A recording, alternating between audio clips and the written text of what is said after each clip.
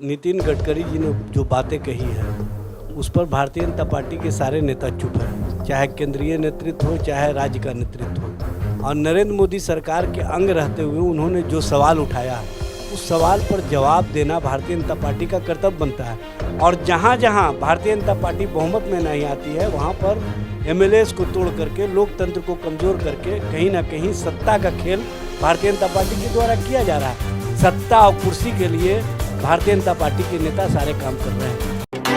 आप देख रहे हैं number 1 digital news channel TD news, सच्ची और बड़ी खबर। नमस्कार, मैं अमित कुमार, आप देख रहे हैं टीडी न्यूज में बिहार नीति। अभी हम राजद के प्रदेश कार्यालय में हैं, जहां राजद प्रवक्ता एजाज अहमद जी हैं। अभी 2 दिन पहले बीजेपी केंद्रीय मंत्री नितिन गडकरी जी ने एक बयान दिया था जिसमें उन्होंने कहा था महात्मा गांधी के समय विकास के लिए राजनीति होती थी, लेकिन आज कुर्सी के लिए राजनीति होती है। इस पर एजाज अहमद जी का क्या कहना है? नमस्कार सर। नमस्कार सर, इस पर आपका क्या कहना है? देखिए, नितिन गडकरी जी ने जो बातें कही हैं उस पर भारतीय जनता पार्टी के सारे नेता चुप हैं, चाहे केंद्रीय नेतृत्व हो चाहे राज्य का नेतृत्व हो।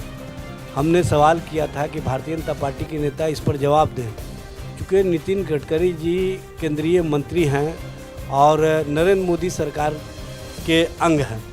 और नरेंद्र मोदी सरकार के अंग रहते हुए उन्होंने जो सवाल उठाया उस सवाल पर जवाब देना भारतीय जनता पार्टी का कर्तव्य बनता है। लेकिन भारतीय जनता पार्टी के सारे नेता चुप हैं।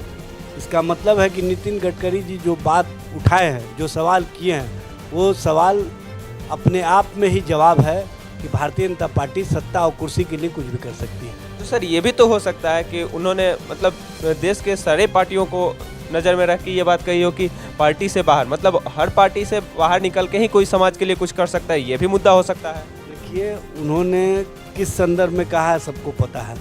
महाराष्ट्र में जिस तरह से सत्ता परिवर्तन हुआ, सभी लोगों ने देखा कि बहुमत की सरकार को किस तरह से अल्पमत में ला करके किस तरह से सत्ता के लिए खेल हुआ, ये पता है लोगों को। उसी तरह से गुजरात में भी किया गया, वहाँ के कांग्रेस के एमएलए को तोड़ा गया। उसी तरह से मध्य प्रदेश में भी 28 एमएलए को तोड़ करके सत्ता बनाया गया भारतीय जनता पार्टी का। उसी तरह से कर्नाटक में भी 21 एमएलए को तोड़ करके सत्ता बनाया गया भाजपा का। और जहाँ जहाँ भारतीय जनता पार्टी बहुमत में नहीं आती है वहाँ पर एमएलएस को तोड़ करके लोकतंत्र को कमज़ोर करके कहीं ना कहीं सत्ता का खेल भारतीय जनता पार्टी के द्वारा किया जा रहा है। आप बता दीजिए, किसी भी विपक्षी दल के नेताओं ने कहीं भी सत्ता के लिए किसी विधायकों को तोड़ा हो तो आप जवाब हमसे ले सकते हैं। 2014 से 2022 के बीच में कम से कम दर्जनों स्टेट में ऐसे काम हुए हैं भारतीय जनता पार्टी के द्वारा कि सत्ता में आने के लिए उन्होंने विधायकों को प्रलोभन दिया, विधायकों को तोड़ने का काम किया और सत्ता प्राप्ति के लिए सारे कर्म और कुकर्म करने का काम भारतीय जनता पार्टी ने किया।